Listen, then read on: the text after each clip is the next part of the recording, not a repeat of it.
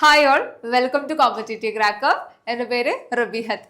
അപ്പോൾ ഇന്നത്തെ വീഡിയോയിൽ നമ്മൾ നോക്കാനായിട്ട് പോകുന്നത് നമ്മുടെ റീസെൻ്റ്ലി നടന്നിട്ടുള്ള CSEB എക്സാമിന് ചോദിച്ചിട്ടുള്ള കുറച്ച് ഇമ്പോർട്ടൻ്റ് ആയിട്ടുള്ള ക്വസ്റ്റ്യൻസും അതിൻ്റെ റിലേറ്റഡ് ഫാക്ട്സുകളുമാണ്. അപ്പോൾ നമുക്കറിയാം CSEB സ്റ്റുഡൻസ് പലപ്പോഴും പറയുന്ന ഒരു കംപ്ലൈൻ്റ് ആണ്, അവർക്ക് എന്താണ് GK കുറച്ച് ബുദ്ധിമുട്ടാണെന്നുള്ളത്. പക്ഷേ ശരിക്കും പറയുകയാണെന്നുണ്ടെങ്കിൽ കൃത്യമായിട്ട് ഒരു സമയം നിങ്ങൾ മാറ്റിവെച്ച് കുറച്ച് സമയം ബാക്കിയുള്ള ഏരിയ പഠിക്കുന്നതിനോടൊപ്പം തന്നെ ചെറിയൊരു സമയം കൂടെ മാറ്റിവെച്ച് ഈ ഒരു GKയുടെ പോർഷൻ കൂടെ നിങ്ങൾ യൂട്ടിലൈസ് ചെയ്യുകയാണെന്നുണ്ടെങ്കിൽ കൃത്യമായിട്ട് നിങ്ങൾക്ക് മാർക്ക് സ്കോർ ചെയ്യാൻ പറ്റുന്ന ഒരു ഏരിയ തന്നെയാണ് നമ്മുടെ GK എന്ന് പറയുന്നത്. ഓക്കെ, അപ്പോൾ എന്ത് ചെയ്യാം, നമുക്ക് ഇന്നത്തെ വീഡിയോയിൽ റീസെൻ്റ്ലി നടന്നിട്ടുള്ള CSEB എക്സാമിന് ചോദിച്ചിട്ടുള്ള കുറച്ച് ക്വസ്റ്റ്യൻസും അത് ആ ഒരു ഭാഗത്ത് നിന്ന് ഇനി ചോദിക്കാനായിട്ട് സാധ്യതയുള്ള റിലേറ്റഡ് ആയിട്ടുള്ള കുറച്ച് ഫാക്റ്റുകളും കാര്യങ്ങളും എന്ത് ചെയ്യാം, നമുക്ക് അങ്ങ് പഠിച്ചു പോവാം. ഓക്കെ, അപ്പോൾ ആദ്യത്തെ ചോദ്യത്തിലോട്ട് നമുക്ക് പോവാം അല്ലെ. Which among the following areas are included in the list of states known as Seven Sisters? Seven Sisters എന്നറിയപ്പെടുന്ന സ്റ്റേറ്റുകളെ നമ്മൾ കേട്ടിട്ടുണ്ട് അല്ലെ. അതിൽ ഉൾപ്പെടുന്നത് ഏതൊക്കെ സ്റ്റേറ്റുകളാണ് എന്നാണ് ചോദിച്ചിട്ടുള്ളത്. 4 ഓപ്ഷൻസ് നമ്മൾ തന്നിട്ടുണ്ട്. ആ 4 ഓപ്ഷൻ വായിക്കുന്നില്ല, നമുക്ക് നേരെ ഉത്തരത്തിലോട്ട് അങ്ങ് പോവാം. സെവൻ സിസ്റ്റേഴ്സ് എന്നറിയപ്പെടുന്നത് ഏതൊക്കെയാണ്? അവിടെ ഓപ്ഷൻ സി ആണ് വരുന്നത്. ത്രിപുര, അതുപോലെ തന്നെ നമ്മുടെ മേഘാലയ, നാഗാലാൻഡ്, മിസോറാം. ഈ 4 എണ്ണമാണ് നമ്മുടെ ഓപ്ഷനിൽ തന്നിട്ടുള്ളത് അല്ലെ. ഈ 4 എണ്ണം ഉൾപ്പെടുന്നതാണ് ഏത്, നമ്മുടെ ഈ പറയുന്ന സെവൻ സിസ്റ്റേഴ്സ് എന്ന് പറയുന്നത്. സെവൻ സിസ്റ്റേഴ്സിൽ ഉൾപ്പെടുന്ന ഏതൊക്കെ സ്റ്റേറ്റുകളാണ് എന്നുള്ളത് നമുക്ക് എന്ത് ചെയ്യാം, ഈ ഒരു ഭാഗത്ത് നിന്ന് തന്നെ നമുക്ക് നോക്കി പോവാം. ഓക്കെ, അപ്പൊ നമ്മുടെ ഇതിനോടൊപ്പം തന്നെ നമ്മുടെ അരുണാചൽ വരുന്നുണ്ട്. ഓക്കെ, അരുണാചൽ വരുന്നുണ്ട്, അതുപോലെ തന്നെ ആസാം വരുന്നുണ്ട്. അരുണാചൽ, ആസാം, അതുപോലെ തന്നെ നമ്മുടെ മിസോറാം, മേഘാലയ, അതുപോലെ തന്നെ നമ്മൾ പറയുകയാണെന്നുണ്ടെങ്കിൽ നമ്മുടെ മണിപ്പൂര്. ഓക്കെ, മണിപ്പൂര്, പിന്നെ അതുപോലെ തന്നെ നമ്മുടെ നാഗാലാൻഡ്, ത്രിപുര. ഇത്തരത്തില് 7 സ്റ്റേറ്റുകൾ അടങ്ങുന്നതാണ് ഏത്, നമ്മുടെ ഈ പറയുന്ന സെവൻ സിസ്റ്റേഴ്സ് എന്നുള്ള പേരിൽ അറിയപ്പെടുന്നത്. അപ്പൊ കൃത്യമായിട്ട് പഠിച്ചു വെക്കുക. 4 എണ്ണം നമ്മുടെ ഓപ്ഷനിൽ തന്നിട്ടുണ്ട്, ബാക്കിയുള്ള 3 എണ്ണം ഏതാണ് എന്നുള്ളത് കൂടെ ഇവിടെ ഒന്ന് നോട്ട് ചെയ്ത് വെക്കാനായിട്ട് ശ്രദ്ധിക്കുക. അപ്പൊ ഇതൊക്കെയാണ് നമ്മുടെ ഈ പറയുന്ന സെവൻ സിസ്റ്റേഴ്സ് എന്നറിയപ്പെടുന്ന സ്റ്റേറ്റുകൾ എന്ന് പറയുന്നത്. ഓക്കെ, അടുത്ത ചോദ്യത്തിലോട്ട് നമ്മൾ പോകുന്ന സമയത്ത് കറണ്ട് അഫെയറിന്റെ ഭാഗത്തു നിന്നൊക്കെ ആയിട്ട് ചോദിച്ചിട്ടുള്ള മറ്റൊരു ചോദ്യമാണ് വേൾഡ് ട്രോമ ഡേ എന്നാണ് ചോദിച്ചിട്ടുള്ളത്. എന്നാണ് നമ്മൾ വേൾഡ് ട്രോമ ഡേ ആയിട്ട് നമ്മൾ കൊണ്ടാടുന്നത്? നമ്മുടെ ഒക്ടോബർ 17, ഡിസംബർ 10, ജാനുവരി 12, ഒക്ടോബർ 31. നമുക്കറിയാം വേൾഡ് ട്രോമ ഡേ ആയിട്ട് നമ്മൾ കൊണ്ടാടുന്നത് എന്നാണ്? ഒക്ടോബർ 17നാണ് അല്ലെ. ഒക്ടോബർ 17നാണ് നമ്മൾ വേൾഡ് ട്രോമ ഡേ ആയിട്ട് നമ്മൾ കൊണ്ടാടുന്നത്. അപ്പൊ ഇവിടെ ബാക്കിയുള്ള ഓപ്ഷൻസ് കൂടെ നമുക്ക് എന്ത് ചെയ്യാം, പഠിച്ചങ്ങ് പോവാം. ഓക്കെ, അപ്പോ വേൾഡ് ട്രോമ ഡേ എന്ന് പറയുന്നത് ഒക്ടോബർ 17 അങ്ങനെയെങ്കിൽ ഡിസംബർ 10 ചോദിച്ചിട്ടുള്ളതും ഇനിയും ചോദിക്കാനായിട്ട് സാധ്യതയുള്ളതാണ്. ഡിസംബർ 10 എന്ന് പറയുന്നത് എന്താണ്? ഹ്യൂമൻ റൈറ്റ്സ് ഡേ ആണ് അല്ലെ. ഹ്യൂമൻ റൈറ്റ്സ് ഡേ ആയിട്ട് നമ്മൾ കൊണ്ടാടുന്നതാണ് ഡിസംബർ 10 എന്ന് പറയുന്നത്. അതുപോലെ തന്നെ ജാനുവരി 12 ഇമ്പോർട്ടൻസ് എന്താ? നാഷണൽ യൂത്ത് ഡേ ആണ്. നാഷണൽ യൂത്ത് ഡേ ആയിട്ട് നമ്മൾ കൊണ്ടാടുന്നതാണ് ജാനുവരി 12 എന്ന് പറയുന്നത്. അതുപോലെ തന്നെ ഒക്ടോബർ 31 വളരെ ഇമ്പോർട്ടന്റ് ആയിട്ടുള്ള മറ്റൊരു ഡേ ആണ്. ഒക്ടോബർ 31 ഏകതാ ഡേ. ഓക്കെ, ഏകതാ ഡേ. ഓക്കെ, ഏകതാ ഡേ അതല്ലെങ്കിൽ നാഷണൽ യൂണിറ്റി ഡേ ആയിട്ട് നമ്മൾ കൊണ്ടാടുന്നതാണ്. നാഷണൽ യൂണിറ്റി ഡേ ആയിട്ട് നമ്മൾ കൊണ്ടാടുന്നതാണ് ഏത്, ഈ പറയുന്ന ഒക്ടോബർ 31 എന്ന് പറയുന്നത്. അയൺമാൻ ഓഫ് ഇന്ത്യ എന്ന പേരിൽ അറിയപ്പെടുന്ന നമ്മുടെ സർദാർ പട്ടേലിന്റെ എന്താണ് ബർത്ത് ആനിവേഴ്സറി ആണ് നമ്മൾ എന്തായിട്ട് കൊണ്ടാടുന്നത്? ഈ പറയുന്ന ഒക്ടോബർ 31 എന്ന് പറയുന്നത് നാഷണൽ യൂണിറ്റി ഡേ ആയിട്ട് അല്ലെങ്കിൽ ഏകതാ ദിവസമായിട്ട് നമ്മൾ കൊണ്ടാടുന്നത് എന്നുള്ള കാര്യം കൂടെ അവിടെ ഓർമ്മിച്ചു. അപ്പൊ ഇത്തരത്തിൽ എന്ത് ചെയ്യാം, ഓപ്ഷൻസിൽ നിന്നും പഠിച്ചു പോകാനായിട്ട് നോക്കുക കേട്ടോ. ഓക്കെ, അടുത്ത ചോദ്യം ഇതാണ്. Who is called the first law officer of government of India? Government of ഇന്ത്യയുടെ ആദ്യത്തെ അല്ലെങ്കിൽ എന്താണ് ഏറ്റവും മേജർ ആയിട്ടുള്ള ഫസ്റ്റ് ലോ ഓഫീസർ ആയിട്ട് നിയമ ഉദ്യോഗസ്ഥനായിട്ട് അറിയപ്പെടുന്നത് ആരാണ് എന്നാണ് ചോദിച്ചിട്ടുള്ളത്. Attorney general, CAG, advocate general, solicitor general എന്ന് തന്നിട്ടുണ്ട്. ആരാണ് നമ്മുടെ ഫസ്റ്റ് ലോ ഓഫീസർ? ആരാണ്? അറ്റോർണി ജനറൽ ആണ് അല്ലെ. അറ്റോർണി ജനറൽ ആണ് എന്തായിട്ട് അറിയപ്പെടുന്നത്? ഫസ്റ്റ് ലോ ഓഫീസർ ആയിട്ട് അറിയപ്പെടുന്നത് എന്നുള്ള കാര്യം അവിടെ ഓർമ്മിച്ചേക്കുക. റീസെന്റ് നടന്നിട്ടുള്ള എക്സാമിൽ ചോദിച്ചൊരു ക്വസ്റ്റ്യൻ ആണ്. അപ്പൊ നമ്മുടെ അറ്റോർണി ജനറൽ ആരാ? കറണ്ട് അഫെയർ കൂടെ നമുക്ക് അതിന്റെ ഒപ്പം അങ്ങ് പഠിച്ചു പോവാം. R വെങ്കിട്ടരമണിയാണ് അല്ലെ. അറ്റോർണി ജനറൽ ഓഫ് ഇന്ത്യ എന്ന് പറയുന്നത് ആരാണ്? R വെങ്കിട്ടരമണിയാണ്. ഓക്കെ, വെങ്കിട്ടരമണിയാണ് നമ്മുടെ നിലവിലെ അറ്റോർണി ജനറൽ ഓഫ് ഇന്ത്യ എന്ന് പറയുന്നത്. അതുപോലെ തന്നെ നമ്മുടെ സോളിസിറ്റർ ജനറൽ ജനറൽ ആരാ?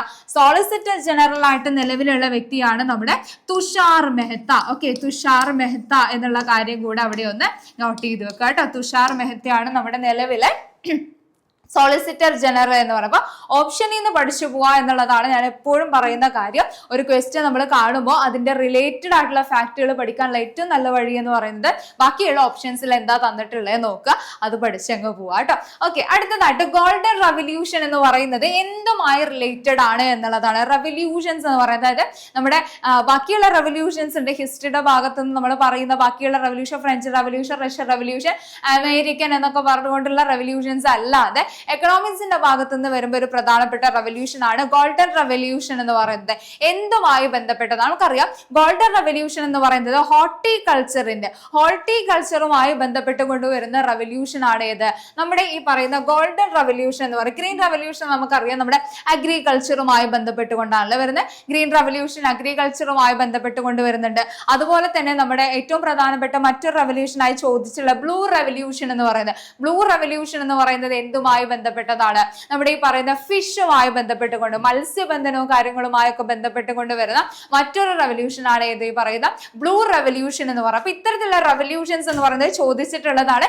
ഇനിയും ചോദിക്കാനായിട്ട് സാധ്യതയുള്ള സിൽവർ റവല്യൂഷൻ കാര്യങ്ങളൊക്കെ എന്താണ്, എവിടുന്നാണ് എന്നുള്ള കാര്യങ്ങളൊക്കെ ഒന്ന് ഓർമ്മിച്ച് വെക്കുക. അതല്ലാതെ ഹിസ്റ്ററിയുടെ ഭാഗത്തുനിന്ന് വരുന്ന ബാക്കിയുള്ള റവല്യൂഷൻസ് എന്ത് ചെയ്യാം, ഒന്ന് പൊടി തട്ടിയെടുക്കാനായിട്ട് ശ്രദ്ധിക്കുക കേട്ടോ. അപ്പോൾ ഇത്തരത്തിൽ നിങ്ങൾക്ക് ഏത് ഏരിയ ആണ് ബുദ്ധിമുട്ടായിട്ടുള്ളത്, ഇപ്പൊ GK ആണെങ്കിൽ ഏത് ഭാഗമാണെങ്കിലും, കറണ്ട് അഫയറിന്റെ ആണെങ്കിലും ഏതാണെങ്കിലും നിങ്ങൾക്ക് ബുദ്ധിമുട്ടായിട്ട് വരുന്നേ എന്നുള്ള ഏരിയ നിങ്ങൾ കമന്റ് ചെയ്യുകയാണെന്നുണ്ടെങ്കിൽ നമുക്ക് അതിനനുസരിച്ച് കൊണ്ട് കൂടുതൽ വീഡിയോസ് കാര്യങ്ങൾ ചെയ്യാവുന്നതാണ്. അപ്പൊ എന്തായാലും ഏറ്റവും ഇപ്പോൾ ഹിസ്റ്ററിയിലാണെങ്കിലും അതല്ല ജോഗ്രഫി ആണ്, ഏതാണോ നിങ്ങൾ കോൺസ്റ്റിറ്റ്യൂഷൻ ആണ്, ഏതാണോ ബുദ്ധിമുട്ടായിട്ടുള്ള ഏരിയ എന്നുള്ളതൊന്ന് കമന്റ് ചെയ്യാനായിട്ട് ശ്രദ്ധിക്കുക കേട്ടോ. അപ്പൊ അതിനനുസരിച്ച് കൊണ്ട് നമുക്ക് എന്ത് ചെയ്യാം, കൂടുതൽ വീഡിയോസ് ഉൾപ്പെടുത്തിക്കൊണ്ട് നമുക്ക് ക്ലാസ്സുകൾ മുന്നോട്ട് കൊണ്ടുപോകാനായിട്ട് പറ്റുന്നതാണ്. ഓക്കെ, സോ അടുത്ത ചോദ്യം ഇതാണ്. നമ്മുടെ GST കൗൺസിലിന്റെ ചെയർമാൻ ആരാണ് എന്നാണ് ചോദിച്ചിട്ടുള്ളത്.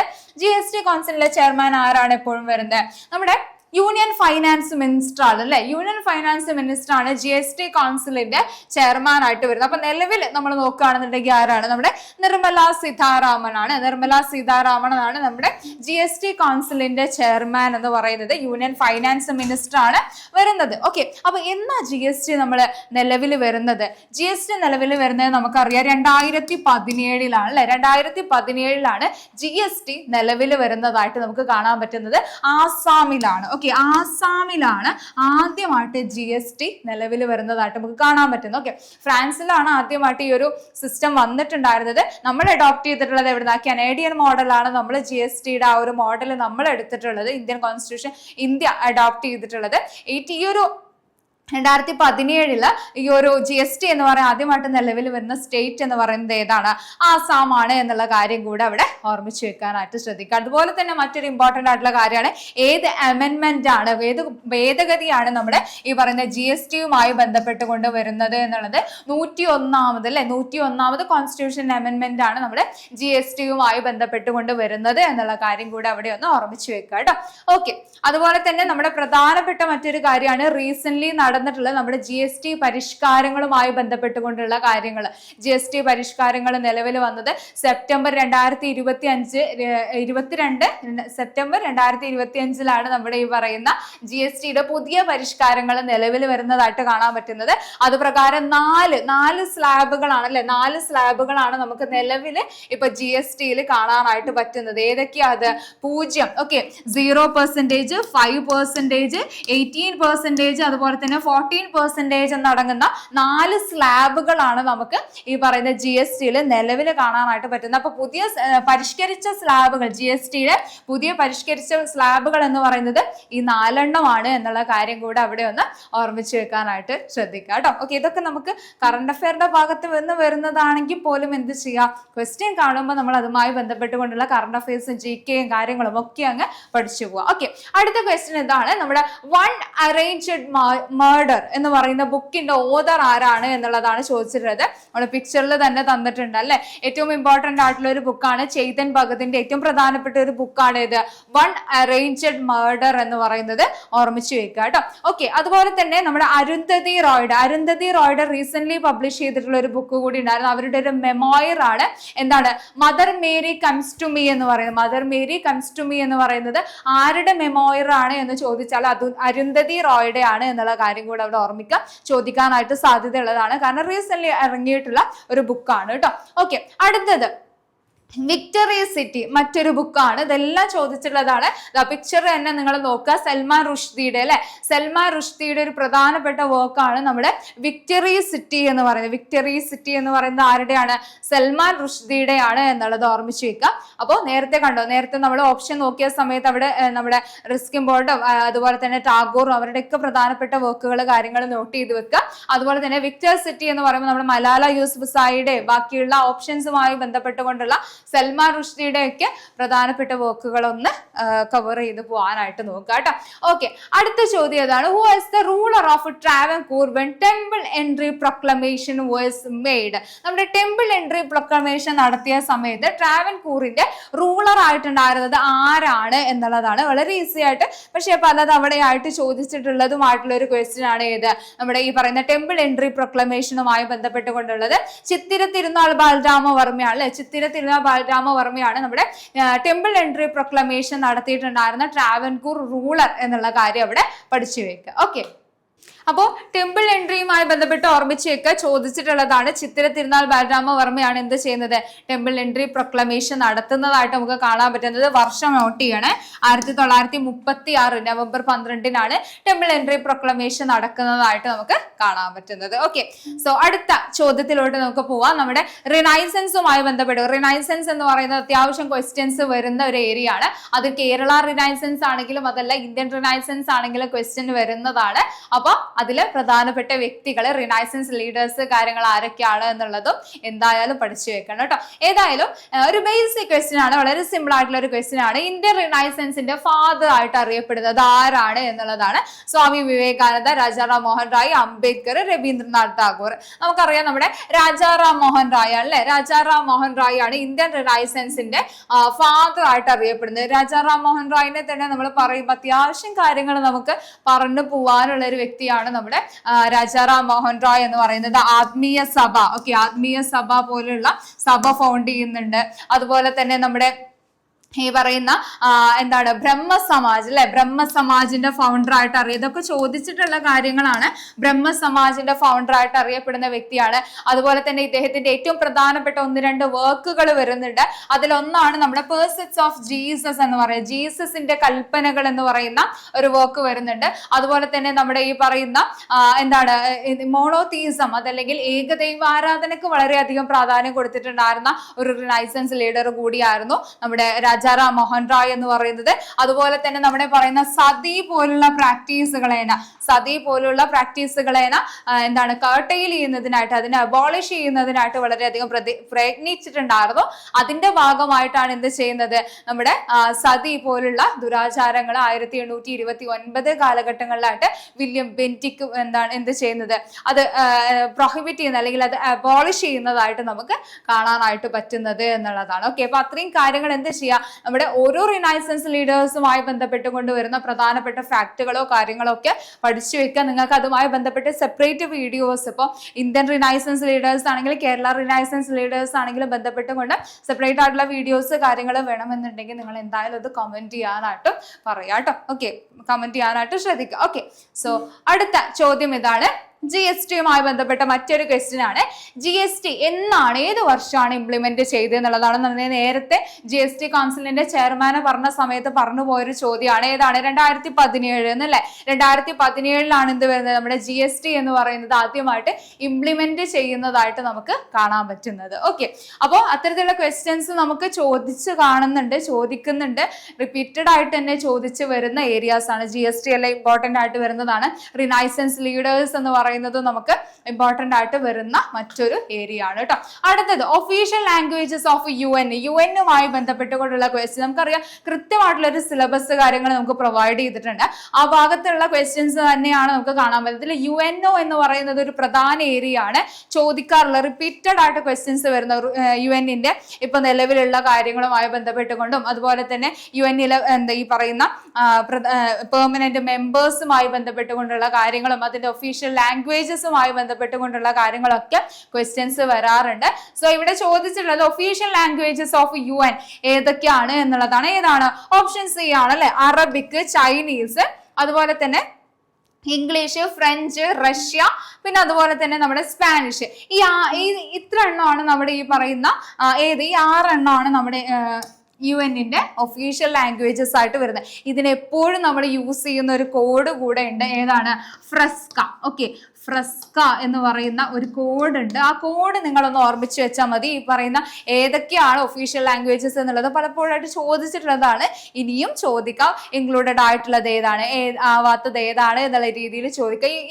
ഈ ഒരു കോഡ് നിങ്ങളൊന്ന് പഠിച്ചു വെച്ചാൽ മതി. ഫ്രസ്ക എന്ന് പറയുന്നത് ഫ്രഞ്ച്, റഷ്യൻ, അതുപോലെ തന്നെ ഇംഗ്ലീഷ് വരുന്നുണ്ട്, സ്പാനിഷ് വരുന്നുണ്ട്, ചൈനീസ് വരുന്നുണ്ട്, അറബിക് വരുന്നുണ്ട്. ഫ്രസ്ക എന്ന് പഠിച്ചാൽ നമുക്ക് 6 ഒഫീഷ്യൽ ലാംഗ്വേജസ്, UN-ന്റെ ഒഫീഷ്യൽ ലാംഗ്വേജസ് ഏതാണ് എന്നുള്ളത് അവിടെ കിട്ടി. ഓക്കെ, അപ്പൊ അത്രയും കാര്യങ്ങൾ അവിടെ ഓർമ്മിച്ച് വെക്കുക കേട്ടോ.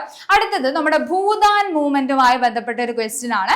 ഭൂദാൻ മൂവ്മെന്റ് എന്ന് പറയുന്നത് ആരുമായി അസോസിയേറ്റഡ് ആണ്? കൃപലാനി ആണോ, കേളപ്പൻ ആണോ, രചന മോഹൻ റായ് ആണോ, വിനോദ ഭാവയാണോ? ഇതിൽ ആരുമായി ബന്ധപ്പെട്ടാണ് നമ്മുടെ ഭൂദാൻ മൂവ്മെന്റ് വരുന്നത്? ഭൂദാൻ മൂവ്മെന്റ് നമുക്കറിയാം വിനോബ ഭാവ അല്ലെ, വിനോബ ഭാവയുമായി ബന്ധപ്പെട്ടുകൊണ്ട് വരുന്ന ഒരു പ്രധാനപ്പെട്ട മൂവ്മെന്റ് ആണ് ഇത് നമ്മുടെ ഈ പറയുന്ന ഭൂദാൻ മൂവ്മെന്റ് എന്ന് പറയുന്നത്. അതുപോലെ തന്നെ നമ്മള് വിനോബ ഭാവേനെ പറഞ്ഞു പോകുന്ന സമയത്ത് നമ്മുടെ ഇൻഡിവിജ്വൽ സത്യാഗ്രഹ, ഇൻഡിവിജ്വൽ സത്യാഗ്രഹ സ്റ്റാർട്ട് ചെയ്തിട്ടുള്ള ഒരു വ്യക്തി കൂടിയാണ് ആര്? നമ്മുടെ വിനോബ ഭാവെ എന്നുള്ള കാര്യം കൂടെ അവിടെ ഒന്ന് പഠിച്ചു പോവാ കേട്ടോ.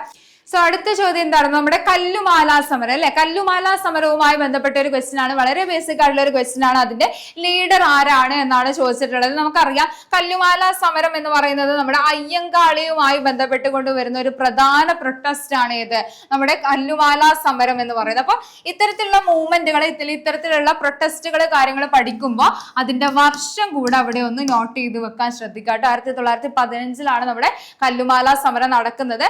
അയ്യങ്കാളിയുമായി ബന്ധപ്പെട്ടുകൊണ്ട് നടക്കുന്ന ഒരു സമരമാണ്. ആ കാര്യങ്ങളൊക്കെ അവിടെ ഒന്ന് ഓർമ്മിക്കുക. അതുപോലെ തന്നെ ഞാൻ നേരത്തെ പറഞ്ഞ പോലെ തന്നെ റിനൈസൻസ് ലീഡേഴ്സ് എന്ന് പറയുന്നത് നമുക്ക് സെപ്പറേറ്റ് ആയിട്ട് പഠിക്കേണ്ട ഒരു ഏരിയ ആണ്. അതെന്തായാലും നമുക്ക് സെപ്പറേറ്റ് ആയിട്ട് തന്നെ ഒരു വീഡിയോ ചെയ്യുക. പറയുന്ന റിനൈസൻസ് ലീഡേഴ്സുമായി ബന്ധപ്പെട്ടുകൊണ്ടുള്ള പ്രധാനപ്പെട്ട കാര്യങ്ങൾ, നമുക്ക് ക്വസ്റ്റ്യൻസ് ചോദിക്കുന്ന അല്ലെങ്കിൽ ഈ ഭാഗത്ത് നിന്ന് ക്വസ്റ്റ്യൻസ് വന്നിട്ടുള്ളതും ഇനി ചോദിക്കാനായിട്ട് സാധ്യതയായിട്ടുള്ള ഇന്ത്യ കേരള റിനൈസൻസ് ലീഡേഴ്സുമായി ബന്ധപ്പെട്ടുകൊണ്ടുള്ള കാര്യങ്ങൾ നമുക്ക് എന്തായാലും സെപ്പറേറ്റ് ഒരു വീഡിയോ ആയിട്ട് തന്നെ ചെയ്യാം കേട്ടോ. ഓക്കെ, സോ അടുത്ത ചോദ്യം വരുന്നത് ഇതാണ്. Who was the chairman of the first administrative reform commission of Kerala? കേരളത്തിന്റെ കേരള അഡ്മിനിസ്ട്രേറ്റീവ് റിഫോം കമ്മീഷന്റെ ഫസ്റ്റ് ചെയർമാൻ ആയിട്ടുണ്ടായിരുന്നത് ആരാണ് എന്നാണ് ചോദിക്കുന്നത്. അതും വളരെ ഈസി ആയിട്ടുള്ള ഒരു ക്വസ്റ്റ്യൻ തന്നെയാണ്. ആരാണ്? നമ്മുടെ EMS ആണ് അല്ലെ. EMS ആണ് നമ്മുടെ അഡ്മിനിസ്ട്രേറ്റീവ് റിഫോം കമ്മീഷന്റെ ചെയർമാനായിട്ട്, ആദ്യത്തെ ചെയർമാനായിട്ടുണ്ടായിരുന്നത് EMS ആണ് എന്നുള്ള കാര്യം കൂടെ അവിടെ പഠിച്ചു വെക്കാം. അടുത്തതായിട്ട് fruit ball of India. Recent നടന്ന ഒരു എക്സാമിന് ചോദിച്ച ഒരു ക്വസ്റ്റ്യൻ ആണ് ഫ്രൂട്ട് ബോൾ ഓഫ് ഇന്ത്യ. അപ്പൊ ഇത്തരത്തിലുള്ള ബേസിക് കാര്യങ്ങള്, ബേസിക് ആയിട്ടുള്ള ഫാക്ടുകൾ കാര്യങ്ങൾ കൂടെ എന്ത് ചെയ്യാം, ഈ ഭാഗത്ത് നിന്ന് GK എന്ന് പറയുന്ന ഏരിയ പഠിക്കുമ്പോൾ ഇമ്പോർട്ടന്റ് ആയിട്ട് നോക്കി പോവാം. അപ്പൊ പ്രധാനപ്പെട്ട എന്തെങ്കിലും മോണുമെന്റ്സോ കാര്യങ്ങളൊക്കെ ഉണ്ടല്ലോ, അതൊക്കെ എവിടെയാ, ഏത് സ്റ്റേറ്റിലായിട്ടാ ലൊക്കേറ്റ് ചെയ്യുന്നത് എന്നുള്ള കാര്യങ്ങളൊക്കെ ഒന്ന് പഠിച്ചു വെക്കുക കേട്ടോ. അപ്പൊ ഫ്രൂട്ട് ബോൾ ഓഫ് ഇന്ത്യ എന്നറിയപ്പെടുന്നത് ഏതാ? നമുക്കറിയാം നമ്മുടെ ഹിമാചൽ ആണ് അല്ലെ. ഹിമാചൽ പ്രദേശ് ആണ് ഫ്രൂട്ട് ബോൾ ഓഫ് ഇന്ത്യ എന്നുള്ള പേരിൽ അറിയപ്പെടുന്നത്. ഓക്കെ, അപ്പൊ ഇത്രയും ക്വസ്റ്റ്യൻസ് ആണ് നമുക്ക് എന്ത് ചെയ്യാനുള്ളത്, ഇന്നത്തെ ക്ലാസ്സിൽ നോക്കാനുള്ളത്. പ്രധാനപ്പെട്ട കുറച്ച് ക്വസ്റ്റ്യൻസ്, അതിന്റെ റിലേറ്റഡ് ഫാക്ടുകൾ കാര്യങ്ങളാണ് നമ്മൾ പറഞ്ഞു പോയത്. അപ്പോൾ ഇത്തരത്തിൽ നേരത്തെ ഞാൻ പറഞ്ഞ പോലെ തന്നെ എന്ത് ചെയ്യാം, നമ്മുടെ ഓപ്ഷൻസ് റിലേറ്റ് ചെയ്തുകൊണ്ട് പഠിച്ചു പോവാം. അപ്പോൾ ഒരു ക്വസ്റ്റ്യൻ ഇപ്പോൾ പറയുന്ന റിനൈസൻസ് ലീഡറുമായി ബന്ധപ്പെട്ടുകൊണ്ട് തന്നെ നമ്മുടെ അയ്യങ്കാളിയുമായി ബന്ധപ്പെട്ട ഒരു ക്വസ്റ്റ്യൻ നമുക്ക് കണ്ടു. അപ്പോൾ അതിലെ ബാക്കിയുള്ള ഓപ്ഷൻസ് ആരൊക്കെയാണ്, അവരുമായി ബന്ധപ്പെട്ടുകൊണ്ട് വരുന്ന പ്രധാനപ്പെട്ട മൂവ്മെന്റുകൾ എന്തൊക്കെയാണ്, പ്രൊട്ടസ്റ്റുകൾ എന്തൊക്കെയാണ്, അല്ലെങ്കിൽ അവർക്ക് എന്തെങ്കിലും പ്രത്യേക വിശേഷണങ്ങൾ കാര്യങ്ങൾ ഉണ്ടെങ്കിൽ അതെന്നാണ്, അങ്ങനെയുള്ള കാര്യങ്ങളൊക്കെ എന്ത് ചെയ്യുക, ഈ പറയുന്ന ഓപ്ഷനിൽ നിന്ന് തന്നെ പഠിച്ചു പോകാനായിട്ട് ശ്രദ്ധിക്കുക. അതുപോലെ തന്നെ ബേസിക് ആയിട്ട് എന്തെങ്കിലുമൊക്കെ വിശേഷണങ്ങൾ കാര്യങ്ങൾ വരുന്നുണ്ട് എന്നുണ്ടെങ്കിൽ ഇമ്പോർട്ടൻറ്റ് ഡേയ്സ്, കറണ്ട് അഫെയറിന്റെ ഭാഗം നമ്മൾ പറയുമ്പോൾ ഇമ്പോർട്ടൻറ്റ് ഡേയ്സുമായി ബന്ധപ്പെട്ടുകൊണ്ടുള്ള കാര്യങ്ങളൊക്കെ എന്ത് ചെയ്യുക, ഒന്ന് നോട്ട് ചെയ്ത് വെക്കാനായിട്ട് ശ്രദ്ധിക്കുക കേട്ടോ. ഓക്കെ, അപ്പോൾ ഇവിടെ നമ്മളെ ജൂനിയർ ക്ലർക്ക് കാഷ്യറിന്റെ ബാച്ചുകൾ, ലോങ് ബാച്ചുകൾ കാര്യങ്ങളൊക്കെ നമ്മളെ കോമ്പറ്റേറ്റീവ് ക്രാക്കറിൽ സ്റ്റാർട്ട് ചെയ്തിട്ടുണ്ട്. 6 monthsന്റെ കോഴ്സാണ്, ഡ്യൂറേഷൻ വരുന്നത് 6 months ആണ്. അതായത് ബേസിക് തൊട്ട് ഇപ്പൊ GK ആണെങ്കിലും അതല്ല ഇംഗ്ലീഷ് ആണെങ്കിലും ഏത് ഏരിയ ആണെങ്കിലും നിങ്ങൾക്ക് ഏറ്റവും ബേസ് തൊട്ട് പറഞ്ഞു തരുന്ന അല്ലെങ്കിൽ പഠിച്ചു പോകാൻ പറ്റുന്ന ഒരു ഏരിയയാണ്. 1-2 എക്സാമ്പിളുകൾക്ക് എഴുതി ഒരു ബിഗിനേഴ്സ് ആയിട്ട് ഇരിക്കുന്ന ആളുകളാണ് എന്നുണ്ടെങ്കിൽ നിങ്ങൾക്ക് എന്തായാലും ചൂസ് ചെയ്യാൻ പറ്റുന്ന ഒരു ഓപ്ഷൻ തന്നെയാണ് ഇത്. അപ്പൊ എന്തായാലും ബേസ് ലെവൽ തൊട്ട് ഒരു 6 monthsന്റെ ഒരു ബിഗിനർ ബാച്ച് ആണ് നമ്മൾ ഇവിടെ സ്റ്റാർട്ട് ചെയ്തിട്ടുള്ളത്. ഓക്കെ, കൃത്യമായിട്ടുള്ള മോക്ക് ടെസ്റ്റുകൾ ഇപ്പൊ ഈ പറഞ്ഞ പോലെ തന്നെ പ്രീവിയസ് ഇയർ ക്വസ്റ്റ്യൻസ് കാര്യങ്ങൾ അതിൽ വരുന്നുണ്ട്. അതിന്റെ കൃത്യമായിട്ടുള്ള അനാലിസിസ്, GK ആണെങ്കിലും ബാക്കിയുള്ള മെയിൻ ടോപ്പിക് കാര്യങ്ങളാണെന്നുണ്ടെങ്കിൽ അതിന്റെ കൃത്യമായിട്ടുള്ള ഒരു അനാലിസിസ്, അതുപോലെ തന്നെ മോക്ക് ടെസ്റ്റുകൾ, പ്രീവിയസ് ഇയർ ക്വസ്റ്റ്യൻസിന്റെ കൃത്യമായിട്ടുള്ള ഒരു അനാലിസിസ് കാര്യങ്ങൾ, PDF നോട്ടുകൾ, ലൈവ് റെക്കോർഡഡ് ക്ലാസ്സുകൾ, മെന്റർഷിപ്പുകൾ, ഇതെല്ലാം അടങ്ങിയിട്ടുള്ള ബാച്ചാണ്. അപ്പോൾ ഒരു 1-2 എക്സാം ഒക്കെ എഴുതിയിരിക്കുന്ന ആളുകളാണ് എന്നുണ്ടെങ്കിൽ നിങ്ങൾക്ക് എന്തായാലും ചൂസ് ചെയ്യാൻ പറ്റുന്ന ഒരു ഓപ്ഷൻ തന്നെയാണ്. 6 months ആണ് വാലിഡിറ്റി വരുന്നത്. 6 monthsന്റെ ഡ്യൂറേഷനിലുള്ള കോഴ്സാണ് ബിഗിനർ ബാച്ച് ആയിട്ട് നമ്മൾ സ്റ്റാർട്ട് ചെയ്തിട്ടുള്ളത്. സോ ഈ ബാച്ചിനെ കുറിച്ച് കൂടുതൽ ഡീറ്റെയിൽസും കാര്യങ്ങൾ അറിയുന്നതിനായിട്ട് നിങ്ങൾക്ക് കോൺടാക്ട് ചെയ്യാവുന്നതാണ്. സ്ക്രീനിൽ കാണുന്ന നമ്പർ വഴി താഴെ നമ്മൾ ലിങ്ക് കാര്യങ്ങൾ പ്രൊവൈഡ് ചെയ്യാം. അവിടെ എന്ത് ചെയ്യുക, നിങ്ങൾ രജിസ്റ്റർ ചെയ്യാനായിട്ട് ശ്രദ്ധിക്കുക. അതുപോലെ തന്നെ കൂടുതൽ ഡീറ്റെയിൽസ് എന്തെങ്കിലും ക്വയറീസ് കാര്യങ്ങൾ ഉണ്ട് എന്നുണ്ടെങ്കിൽ നിങ്ങളെ അറിയിക്കുക. ഓക്കെ, അതുപോലെ തന്നെ GKയുടെ ഭാഗത്തുനിന്നും കറണ്ട് അഫെയറിന്റെ ഭാഗത്തുനിന്നും നിങ്ങൾക്ക് എന്തെങ്കിലും കൂടുതലായിട്ട് വീഡിയോസ് വേണം, ഏതെങ്കിലും ടോപ്പിക് റിലേറ്റഡ് ആയിട്ട് വേണം എന്നുണ്ടെങ്കിൽ ഏത് ഏരിയ ആണ് നിങ്ങൾക്ക് ബുദ്ധിമുട്ടായിട്ടുള്ളത് എന്നുള്ള കാര്യം കൂടെ കമന്റ് ചെയ്യാനായിട്ട് ശ്രദ്ധിക്കുക. So thank you.